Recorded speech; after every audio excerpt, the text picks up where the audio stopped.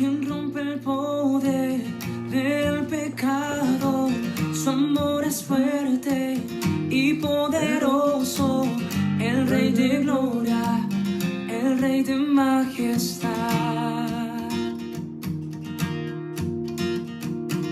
Conmueve el mundo con su estruendo y nos asombra de maravillas, el Rey de gloria, el Rey de majestad. Gracias sublime es, perfecto es tu amor. Tomaste mi lugar, cargaste en mi cruz. Tu vida dice allí, y ahora libre soy. Jesús, te adoro por lo que hiciste en mí.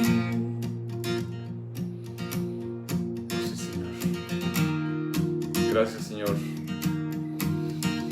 Gracias, Señor. Pusiste en orden todo el caos, nos adoptaste como tus hijos, el Rey de gloria, el Rey de majestad. Buenos días, amados hermanos. Es el Rey de gloria, es el Rey de toda majestad, es el que gobierna absolutamente todas las cosas, ese Dios que en su gracia sublime ha ordenado el caos. Usted y yo podemos ver en una crisis absoluta en muchas áreas de lo que podemos estar viendo en nuestra propia vida, en el mundo entero. Pero hay un Dios que está en control, hay un Dios que está sentado en su santo trono y que tiene el gobierno universal. Y usted y yo tenemos que tener eso siempre muy presente cuando nos dirigimos a Él en oración, cuando entendemos de parte de quién estamos, por quién existimos. El Salmo 94 hace una reflexión bien interesante que quiero leer antes de iniciar este tiempo. Dice así, Salmo 94, una nueva traducción viviente: Oh Señor, Dios de venganza, oh Dios de venganza, haz que tu gloriosa justicia resplandezca. Levántate, oh juez de la tierra, dale su merecido a los orgullosos. ¿Hasta cuándo, Señor? ¿Hasta cuándo los perversos tendrán permiso de regodearse? ¿Hasta cuándo hablarán con arrogancia? ¿Hasta cuándo se jactarán estos malvados? Aplastan a tu pueblo, Señor. Lastiman a los que llamas tuyos. Matan a la viuda y a los extranjeros y asesinan a los huérfanos. El Señor no está mirando, dicen. Además, al Dios de Israel no le importa. Piénselo mejor, necios. ¿Cuándo por fin se darán cuenta? ¿El que hizo el oído acaso es sordo? ¿El que formó los ojos acaso es ciego? Él castiga a las naciones, ¿acaso no los castiga a ustedes? Él todo lo sabe, ¿acaso no sabe también lo que ustedes hacen? El Señor conoce los pensamientos de la gente, sabe que no valen nada. Felices aquellos a quienes tú disciplinas, Señor, aquellos a los que les enseñas tus instrucciones, los alivias en tiempos difíciles, hasta que caben un pozo para capturar a los malvados. El Señor no rechazará a su pueblo, no abandonará a su posesión más preciada. El juicio volverá a basarse en la justicia, y los de corazón íntegro lo procurarán. ¿Quién me protegerá de los perversos? ¿Quién me defenderá de los malvados? Si el Señor no me hubiera ayudado, pronto me habría quedado en el silencio de la tumba. Clamé, me resbalo, pero tu amor inagotable, oh Señor, me sostuvo. Cuando mi mente se llenó de dudas, tu consuelo renovó mi esperanza y mi alegría. ¿Acaso pueden los líderes injustos afirmar que Dios está de su lado? Los líderes cuyos decretos permiten la injusticia se unen contra los justos y condenan a muerte a los inocentes. Hoy lo vemos. Pero el Señor es mi fortaleza. Mi Dios es la roca poderosa. ¿Dónde me escondo? Dios hará que los pecados de los malvados se tornen contra ellos. Los destruirá por sus pecados. El Señor nuestro Dios los destruirá. Yo creo firmemente que el Señor es el Dios de justicia, es el Dios que gobierna cielo y tierra, es el Señor al cual usted y yo tenemos que volvernos en los momentos de dificultad, en los momentos en los cuales vemos que todo es sombrío. Hay un Dios que tiene el control. Y usted y yo tenemos que entender que a Él tenemos que clamar, nuestra mirada, nuestro enfoque tiene que estar puesto en Él. A veces pensamos que tenemos que buscar otros medios, otras formas para dirigirnos al Señor, cuando tenemos usted y yo libertad de hacerlo directamente. Que Dios nos permita entender esto y que en este día podamos usted y yo volver nuestra mirada únicamente al Dios que hay que poner atención y cuidado de todas nuestras cosas. Damos gracias a cada uno de ustedes por todo lo que han provisto para el necesitado. Hemos estado entregando diferentes diarios a gente que ha pasado dificultades y gloria a Dios por los hermanos que han tenido esa actitud. Hoy es primer domingo de mes. El primer domingo de mes, como es la costumbre de la iglesia por muchos años, la ofrenda que se levanta es destinada a las misiones. En este caso, familias misioneras a las cuales la iglesia sostiene. Y yo le animo a que usted presente allí delante de Dios la ofrenda, lo que va a dar, y también tenga presente a la persona, al necesitado, a la viuda, al huérfano, dice la palabra. Esa es nuestra razón de ser, que la abundancia de uno pueda suplir las necesidades de otro. Ese es el privilegio de ser iglesia. Presentamos delante de Dios todo lo que corresponde a misiones, todo lo que corresponde a cada uno de nuestros misioneros. Padre, gracias damos porque tú eres bueno. Gracias por la vida de cada misionero, Señor, que ha dejado a un lado sus deseos personales por atender aquello que entiende que es prioritario, que es hacer tu obra, Señor. Y han puesto en ti, Señor, toda su confianza, su vida, todo su plan de vida lo han desarrollado, Señor, en agradarte a ti en todo. Bendice a cada misionero, bendice al dador alegre, a todo el que da con un corazón dispuesto. Señor, multiplica abundantemente a aquel que es sembrador para que pueda sembrar mucho más en esto que entendemos que es tu plan, tu propósito. Padre, gracias damos. Abre las ventanas de los cielos y derrama bendición sobreabundante sobre tu iglesia, sobre tu pueblo, este día y siempre, Señor. En el nombre de Cristo Jesús. Amén y amén. Bueno, amados, hemos estado hablando sobre un pasaje que tiene una gran cantidad de enseñanza, que tiene que ver con el inicio del segundo capítulo del Evangelio de Juan, que trata, en este caso, con el tema de las bodas de Canaán. La semana pasada estuvimos hablando sobre lo que era la parte inicial de cómo el Señor se presenta a unas bodas y cómo de alguna manera da un realce, da un reconocimiento, da una honra a eso que es algo que Él mismo ha establecido. Y habla de un milagro que se realiza, el primero de una serie de milagros que el apóstol Juan se encarga de hacer visibles, que no le llama milagros, le llama señales, porque justamente van dirigidos al propósito que es de todo el Evangelio, todo el libro, que es el creer que Jesús es el Hijo de Dios y que creyendo podamos tener vida en Él. Les recuerdo la palabra que estamos analizando es Juan capítulo 2, versos del 1 al 11. Y dice así, se las leo. Al tercer día se hicieron unas bodas en Caná de Galilea, y estaban allí la madre de Jesús, y fueron también invitados a las bodas Jesús y sus discípulos. Y faltando el vino, la madre de Jesús le dijo, no tienen vino. Jesús le dijo, ¿qué tienes conmigo, mujer? Aún no ha venido mi hora. Su madre dijo a los que servían, haced todo lo que os dijere. Y estaban allí 6 tinajas de piedra para agua, conforme al rito de la purificación de los judíos, en cada una de las cuales cabían 2 a 3 cántaros. Jesús les dijo, llenad esas tinajas de agua. Y la llenaron hasta arriba. Entonces les dijo, sacad ahora y llevadlo al maestresala. Y se lo llevaron. Cuando el maestresala probó el agua hecha vino, sin saber él de dónde era, aunque lo sabían los sirvientes que habían sacado el agua, llamó al esposo y le dijo, todo hombre sirve primero el buen vino, y cuando ya han bebido mucho, entonces el inferior, mas tú has reservado el buen vino hasta ahora. Este principio de señales hizo Jesús en Caná de Galilea y manifestó su gloria, y sus discípulos creyeron en él. Podemos ver cómo cada milagro, como lo decía, es una señal sagrada que viene a ser un sello en eso que es confirmar la doctrina que Juan está queriendo llevar a cabo a lo largo de todo su evangelio, y es esa doctrina que conduce a lo que es la identidad de ese Mesías, de ese Cristo, de ese Hijo de Dios. Ya vimos lo que era la escena inicial, ese día donde el Señor se presenta en unas bodas, enalteciendo lo que es el carácter mismo de la ceremonia, de la boda, reconociendo lo importante que es en el plan de Dios, aunque muchos pretendan diluir eso, Dios no lo diluye. Y aquí lo hace saber a esos primeros discípulos. En este caso habían 5 discípulos con él: Andrés, Simón, Pedro, Felipe, Natanael y Juan, que lo estaban acompañando a esta primera señal o manifestación milagrosa en un matrimonio, destacando la importancia, como lo decía, del matrimonio.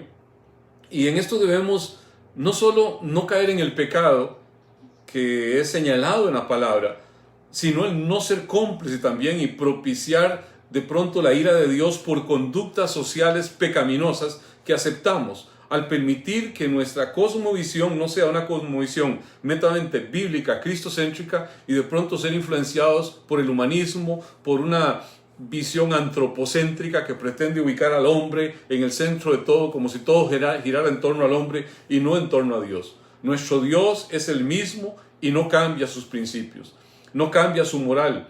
En su palabra es la misma, pasan los cielos, pasa la tierra, pero su palabra no ha de cambiar. Y el matrimonio será según Él lo ha determinado, según Él lo ha dicho. Él lo enaltece, Él lo honra, y a partir de lo que es su amor inagotable, aquí lo que hace ver es cómo, al final de cuentas, todo va a ser y va a triunfar en aquellos que se acomodan a lo que Él dice. Proverbios capítulo 5, verso 20, dice: qué aflicción para los que dicen que lo malo es bueno y lo bueno es malo, que la oscuridad es luz y la luz oscuridad, que lo amargo es dulce y lo dulce es amargo. Amados, hoy estamos ante eso. Estamos a un mundo que está redefiniendo la moral, que está redefiniendo lo que es bueno, lo que es malo, que está redefiniendo todo, que sencillamente le llama a lo bueno malo y a lo malo bueno. ¡Qué aflicción para los que se creen sabios en su propia opinión y se consideran muy inteligentes! Qué triste es ver hoy un mundo que piensa que Dios es obsoleto, que su pensamiento es retrógrado y que no hay en realidad por qué prestar atención a pensamientos, a ideas tan arcaicas, cuando la palabra misma dice que el pensamiento de Dios prevalece, que los cielos pasan, la tierra pasa, pero la palabra del Señor, que es el pensamiento de Dios expresado ahí, va a permanecer por siempre. Ya vimos esa escena donde el Señor se presenta y da honra a lo que es el acto mismo del matrimonio. La siguiente parte es la situación que se presenta en esa escena. Acordámonos que ya vamos a hacer la división de toda esta enseñanza en 3 partes. Lo que es la escena, esa situación, luego la provisión y luego la importancia de eso, qué es lo que significa. Así que la segunda parte,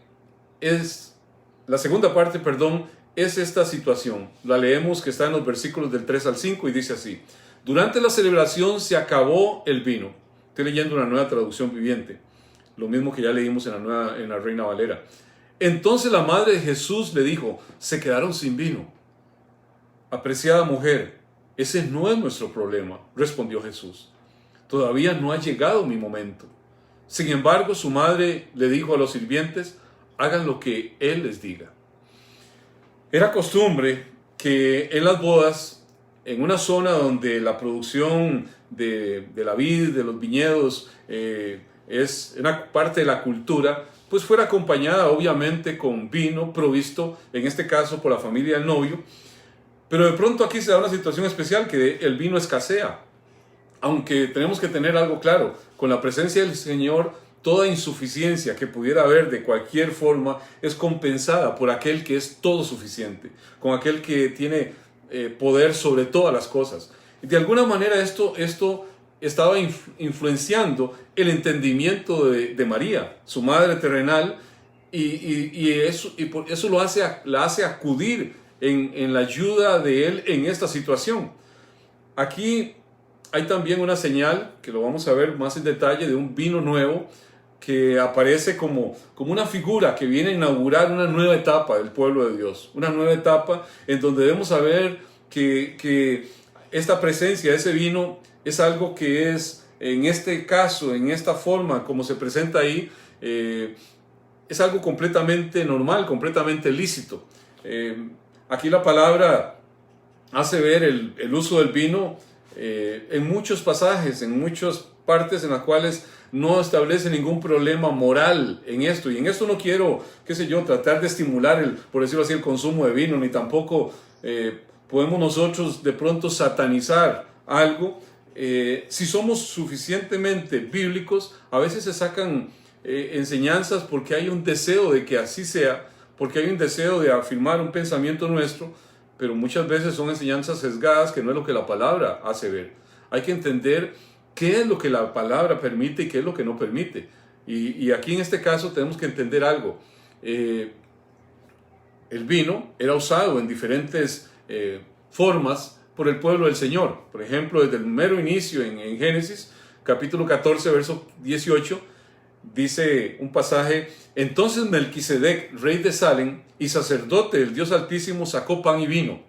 Ese encuentro que tiene Abraham con este misterioso rey que viene a ser una figura del rey mesiánico del Antiguo Testamento, y que usa elementos que posteriormente van a ser usados en la celebración de lo que es la Pascua definitiva a través de la cena del Señor con vino y pan. También vemos, por ejemplo, en Números capítulo 6, verso 20, y el sacerdote mecerá aquello como ofrenda mecida delante del Señor, lo cual será cosa santa del sacerdote. Además del pecho mecido y las espaldillas separadas, después el nazareo podrá beber vino. Acordemos que era un nazareo, una persona consagrada a Dios, una persona que en su práctica ceremonial, en lo que él hacía, era una persona apartada y apartada, y la Biblia lo expresa, de todo tipo de bebida alcohólica en su servicio. Pero aquí hace ver que luego de ese servicio, de alguna forma estaba autorizado, podía tomarlo, podía beberlo. La palabra no solamente se queda ahí, hay otras expresiones. Por ejemplo, Deuteronomio 14:26 dice: y darás el dinero por todo lo que deseas, por vacas, por ovejas, por vino, por sidras, o por cualquier cosa que tú deseares, y comerás allí delante de Jehová tu Dios, y te alegrarás tú y tu familia. Alegrarse sanamente, alegrarse en la presencia del Señor, sin abusos, es lo que tenemos que tener usted y yo presentes, porque a veces tendemos a tomar ciertas posiciones que no son realmente la enseñanza bíblica. Aquí era usado en celebraciones como la Pascua, pero lo que algo sea correcto no exime el que deba haber un control en el abuso de eso, en el consumo de eso. Y emborracharse es prohibido por la palabra, es prohibido por la Biblia. Lo dice claramente, así como el abuso de intoxicaciones o lo que da lugar a disolución cuando permitimos que sea el vino, el licor o cualquier tipo de bebida que nos saque realmente de nuestra condición. Lo vemos claramente en la palabra, y dice Levítico 10:9: tú y tus hijos contigo no beberán vino ni sidra cuando entréis en el tabernáculo de reunión, para que no muráis. Oiga, bajo pena de muerte, el entrar medio ebrio a la presencia del Señor. Estatuto perpetuo será para vuestras generaciones. Dice Eclesiastés capítulo 10, verso 17. Bienaventurada tu tierra, cuando tu rey es hijo de nobles, y tus príncipes comen a su hora, para reponer sus fuerzas y no para beber. O sea, lo hacen como parte de una costumbre, pero no son entregados a beber a toda hora. Dice Isaías 27:8. Pero también estos erraron con el vino, y con la sidra se entontecieron. El sacerdote y el profeta erraron con sidra, fueron trastornados por el vino, se aturdieron con la sidra, erraron en la visión, tropezaron en el juicio. Aquí hace ver cómo el que algo sea permitido, yo debo tener claro cuál es el contexto en el cual esto es permitido. Claramente cuando leímos el libro, cuando estudiamos el libro de Corintios, 1 Corintios 6:12 dice: todas las cosas me son lícitas, mas no todas convienen. Todas las cosas me son lícitas, mas yo no me dejaré dominar de ninguno. ¿Hasta dónde algo a mí me es lícito? Amado, si usted tiene un problema con el licor, una gota es ilícito para usted. Si usted tiene un problema con tomar el mínimo sorbo ya es ilícito. Es más, entrar en un lugar donde la gente está tomando posiblemente ya es ilícito para usted. Pero no podemos llevar eso a un punto en el cual aplicar condenación en general, porque la Biblia no lo establece así. Nosotros tenemos que ajustarnos bíblicamente en todo, y en esto lo que no estoy defendiendo una práctica, simplemente en esto hay que ser bíblico. Y no podemos, si nosotros tenemos un tema o algo que queremos defender, apoyarse en la palabra para decir, ve, ahí hay pasajes que dicen eso. No, pero hay pasajes que dicen lo contrario. Acordémonos, si leemos otros pasajes, por ejemplo, 1 Timoteo 3:8, los diáconos asimismo deben ser honestos, sin dobleces, no dados al mucho vino, no codiciosos de ganancias deshonestas, o sea, claramente no dados al abuso del licor, no dados al abuso del vino. Efesios 5:18 dice, no os embriaguéis con vino, en lo cual hay disolución. Antes bien, sed llenos del Espíritu Santo. De nuevo, el mandamiento y la advertencia, no embriagarse. Usted y yo tenemos que tener claro eso, porque si no, podemos dejar de entender claramente todo lo que viene en este símil, en esta presentación que está sucediendo ahí delante del Señor y lo que el Señor está, de alguna forma, diríamos, propiciando, si no lo entendemos bien. La madre de Jesús busca una salida a una embarazosa situación de escasez de vino en medio de una celebración. En medio de ese momento lo hace con una solicitud respetuosa. Ella se acerca y le expone humildemente el caso sin imponer su voluntad. Sencillamente expone el caso. A veces hay malas interpretaciones que tergiversan estos pasajes y de pronto se sacan conclusiones de esta acción de María para con Jesús y a veces de pronto dicen, ve, aquí lo que está tipificándose es como ella es mediadora de algo diferente. No está diciendo eso. Aquí no se le está confiriendo ni en ninguna parte esa posición de mediadora ni a María ni a ningún ser humano. Hay un solo mediador entre Dios y los hombres y la palabra claramente lo establece, claramente lo dice. Aquí, sin ser ofensivo, sin dejar de ver su claro llamado divino, hace ver el Señor la necesidad que Él tiene de ajustarse a los designios del Padre en todo momento y que nadie va a interferir en los planes mesiánicos, en el plan que Dios ha tenido con Él. A veces queremos que Dios cambie de pronto cosas a nuestro parecer y queremos imponer, casi exigir que Dios tiene que hacerlo así. El Señor no tiene que hacer nada, no tiene que dar razón de nada. El Señor es el soberano de todo el universo. Él domina absolutamente todas las cosas y Él no está obligado a nada. Yo no puedo exigirle absolutamente nada, pero ahí, por respeto, por cortesía, Él le aclara ese llamado que le está pidiendo su madre terrenal, la madre de la parte física terrenal de Jesús, y de alguna forma a todo ser humano. Así es que así lo hizo saber, por ejemplo, en otro pasaje a sus mismos discípulos, cuando quisieron cuestionar una actitud de Él. Hay un pasaje en el cual Él está hablando con una mujer samaritana. En Juan capítulo 4, verso 34 dice, Jesús le dijo, después de que ellos llegaron y vieron que hablaba con una mujer, ¿y cómo es esto? ¿Cómo es esto? Hablando con una mujer y todavía samaritana. Mi comida, porque le dijeron que comiera, Jesús le dijo, mi comida es que haga la voluntad del que me envió y que acabe su obra. Como diciéndole a los discípulos, yo tengo algo más importante que lo que ustedes puedan estar ocupados haciendo. Mi verdadera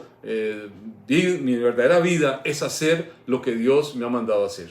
Y usted y yo tenemos que entenderlo. Todo interés, todo deseo debe estar supeditado al propósito, al llamado de Dios.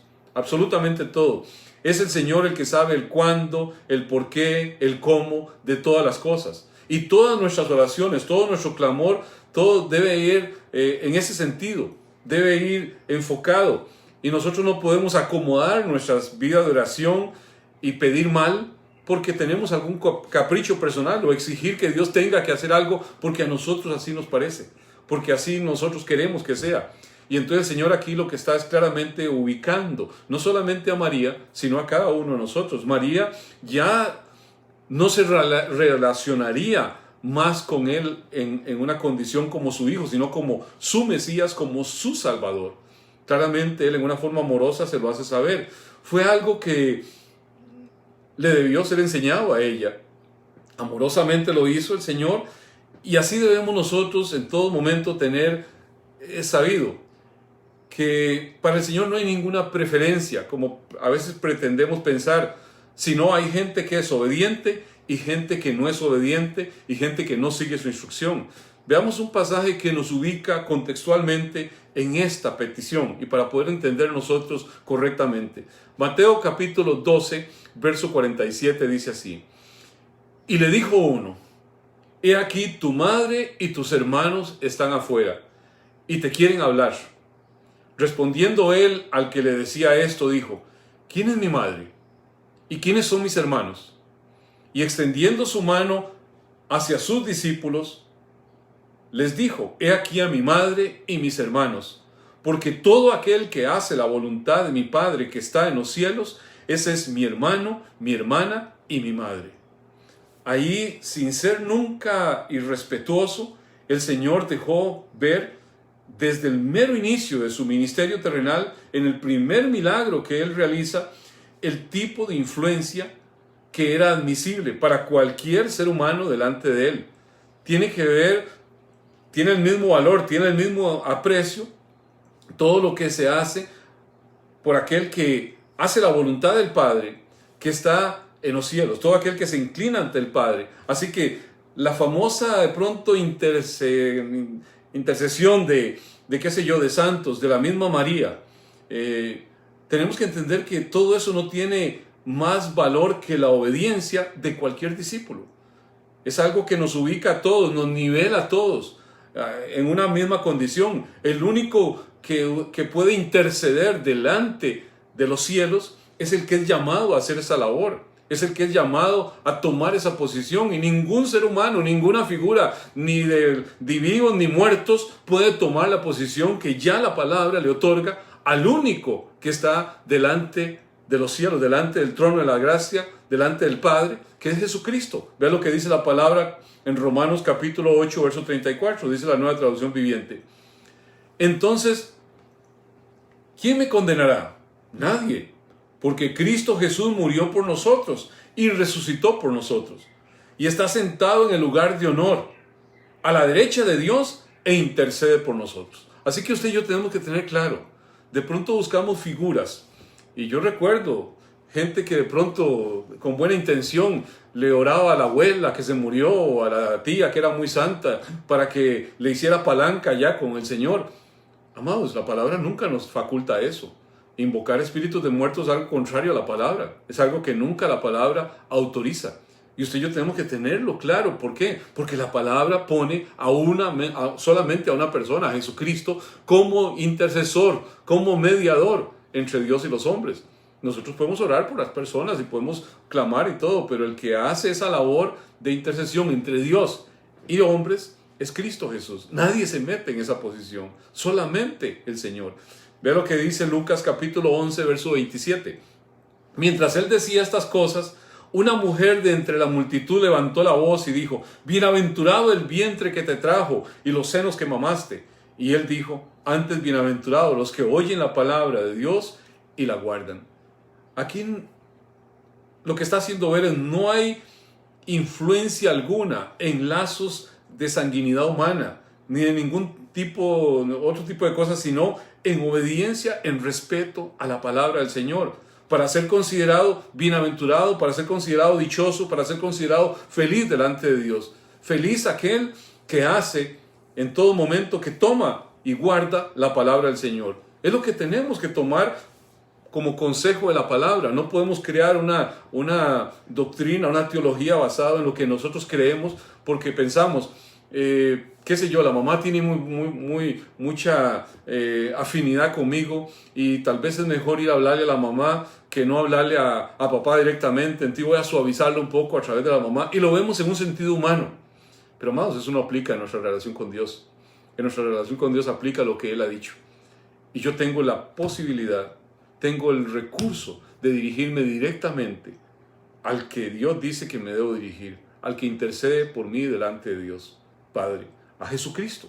Puedo ir directamente delante de Él. Aquí, como veremos más adelante, también existió un interés de confirmar la fe de esos primeros discípulos.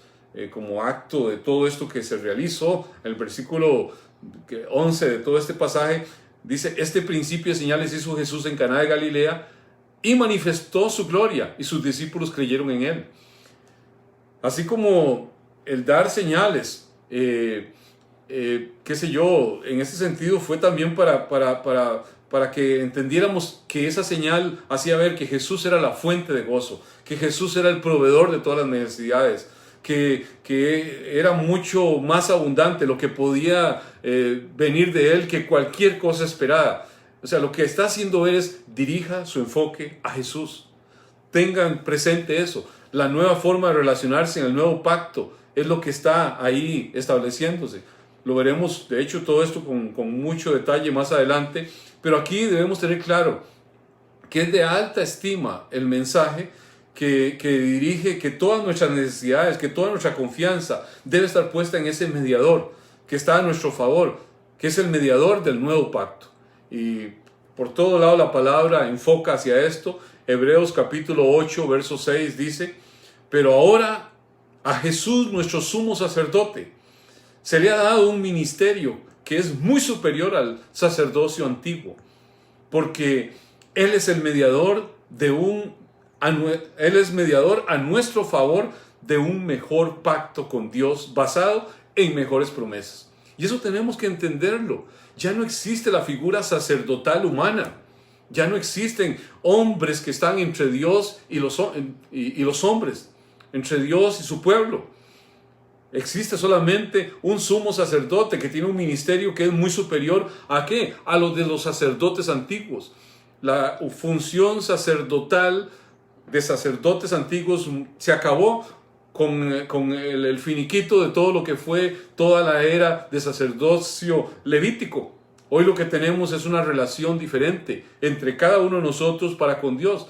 Hoy nuestro vínculo de comunicación es a través del Espíritu Santo de Dios, que permite que cada creyente pueda hablar con el Dios de los cielos, que pueda dirigirse directamente. Él es nuestro guía. Los hijos de Dios somos guiados por el Espíritu Santo de Dios.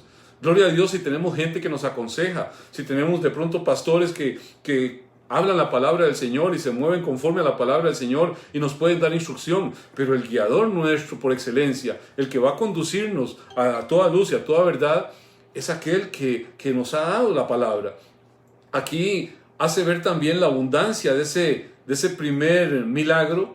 Lo hace ver también como de algo amplio en lo cual es eso nuevo que se abre delante de nosotros. Debo saber que Dios todo lo ha hecho hermoso en su tiempo. Y María, aquí lo que hace que está confiada en que la mejor solución sería lo que el Señor iba a proponer.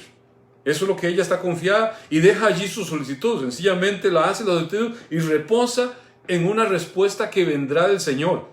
Y así lo hace ver a los demás siervos. Sencillamente Jesús es el único que puede al final de cuentas salvar. Es el único que puede sacar a cada uno de nosotros de apuros. Sus métodos, su forma, su tiempo será solamente producto de su soberano designio. Será solamente lo que Él determine. Nosotros no le ordenamos a Dios qué hacer. Nosotros no le decimos cuándo hacerlo. Usted y yo clamamos, pedimos al Señor, oramos al Señor con toda vehemencia, pero dejamos el asunto allí.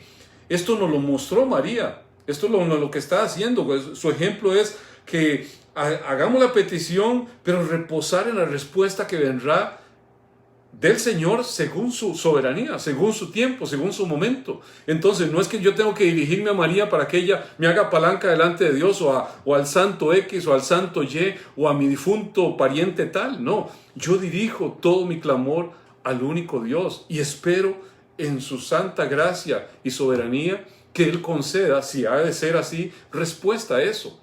Yo tengo que entender que todos nosotros tenemos esa preciosa oportunidad en el tiempo presente de acudir directamente al que nos es todo suficiente en medio de cualquier escasez. Como alguien que ahí estaba en la parte organizativa de este evento, María le gira instrucciones a los siervos para que atiendan lo que Jesús iba a ordenar. Nosotros igual, así debe ser nuestra labor, hacer que todas las miradas, que toda la disposición de servir se dirija no a nosotros, sino que se dirija a Jesús. Ahí ella no está demandando que la miren a ella, que le pregunten a ella, que le clamen a ella. No, que se dirijan a Jesús. Hagan todo lo que Él diga.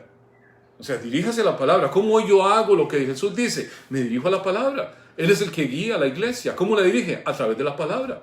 Entonces yo voy a la palabra me da instrucción, y entonces Jesucristo, como cabeza de la iglesia, nos guía a través de su preciosa palabra. Ya no hay y no se requiere ningún mediador entre Dios y los hombres, sino el mediador que ya fue establecido. El que está ahí, el que intercede, el que está en todo momento. La palabra dice en el libro de los Hebreos, capítulo 12, versículo 1 al 3. Me gusta cómo lo dice la Nueva Versión Internacional. Por tanto, también nosotros, que estamos rodeados de una multitud tan grande de testigos, despojémonos del lastre que nos estorba, en especial del pecado que nos asedia, y corramos con paciencia la carrera que tenemos por delante.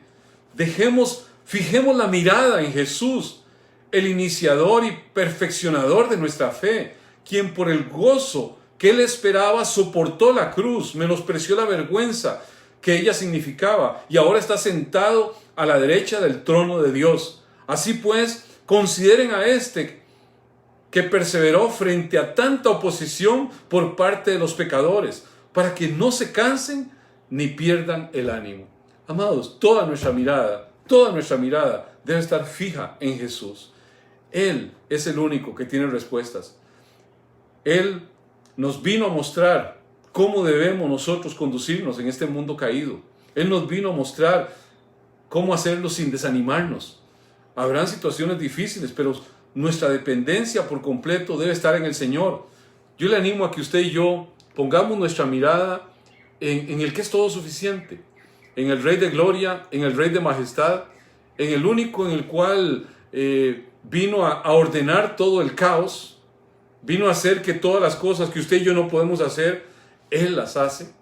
Que en medio de la situación, de la adversidad, de este mismo caos que el mundo está viviendo, usted y yo podamos entender que hay un Dios que es todo suficiente y que tiene en sobreabundancia más de lo que usted y yo podamos estarle pidiendo, más de lo que usted y yo podamos estar clamando. Él es el Dios de toda majestad. Él es Jesucristo, nuestro Señor. ¿Usted lo cree? Él es sublime. Su perfecto amor es por cada uno de nosotros. A Él damos gloria.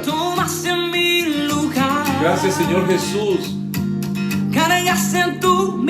Tú pagaste el precio, Dios, de mi falta, de mi maldad, de mi iniquidad. En esa cruz, Señor, me has liberado por completo, Señor. Y te doy gloria a ti, Señor. Te adoro. Gracias, Señor. El Cordero de Dios es digno. Gracias, Señor. Tú eres digno de toda mi confianza. Pusiste en orden Gracias, todo el caos, nos adoptaste como tus hijos, el Rey de Gloria, el Rey de Majestad. Gracias, sublime Rey. Gracias por tu gracia. El que gobierna con su justicia y resplandece con su belleza, el Rey de Gloria, el Rey de Majestad. Gracias sublime es, perfecto es tu amor. Oh, gracias, Señor. Tomaste mi lugar, cargaste tú mi cruz, tu vida viste allí y ahora libre soy. Somos libres en Cristo Jesús. Somos libres. Él nos rescató. Él nos redimió. Él pagó el precio. Él está por nosotros. Él está sentado a la diestra del Todopoderoso. Intercede por nosotros. Él es el mediador entre Dios y los hombres. Jesucristo, hombre. ¿Cree usted en Él? Amados, temamos a Dios y no le temamos a ningún caos. Él ordena todo el caos. Él hace que todo funcione para sus propósitos. Porque todas las cosas operan para bien a los que amamos al Señor.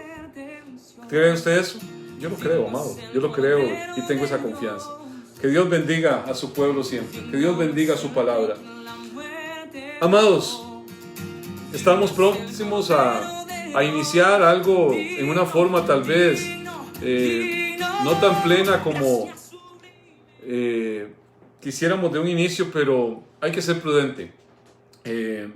Inicialmente vamos a comenzar con 75 personas, es lo que el protocolo ha autorizado. Va a ser a partir del 21 de este mes, pero vamos a usar ese tiempo, como lo dije la semana pasada, para la formación, para la capacitación de los servidores, que van a estar allí sabiendo cómo guiar, cómo conducir a todo el resto de la iglesia en el momento en que toda la iglesia se haga presente. No queremos tomar riesgos. Incluso los pastores en San Ramón, ante la explosión de casos que se ha dado en San Ramón, ellos han decidido que van a detenerse, que ni siquiera van a aprovechar este espacio de esa cantidad de 75, sino que van a esperarse hasta que termine el mes de junio, y ahí van a definir. Nosotros por lo menos vamos a usar para entrenar, para formar a la gente con todas las medidas de seguridad, para que nuestra fiesta sea realmente una fiesta de gozo, de alegría en la presencia del Señor, y que no propiciemos que algo se vaya a salir de control. Para este efecto queremos invitar a todos los que están a cargo de grupos de servicio a una reunión Zoom que va a haber este jueves a las 7 de la noche.